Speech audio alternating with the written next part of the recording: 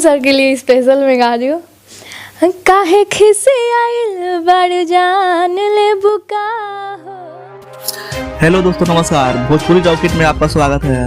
हम बात करने वाले हैं भोजपुरी के एक ही किंग, वो है पावर स्टार पवन सिंह। विरोधियों जलने वाले जलते हैं, पवन सिंह के पीछे चलते हैं। हम बात करने वाले हैं सोमिया पोखरेल के बारे में। आप लोग देख ही लिए होंगे वीडियो क्लिप में स्क्रीन पर सोमिया पोखरेल पवन सिंह की किस तरह दीवानी हो गई है। जिस तरह दीवानी हो गई है सोमिया पोखरेल, मुझे लगता है कि पवन सिंह के बर्थडे पर 5 जनवरी का और पवन सिंह के बर्थडे पर आएगी और जमकर नाचेगी, पवन सिंह का जमकर तारीफ करेगी।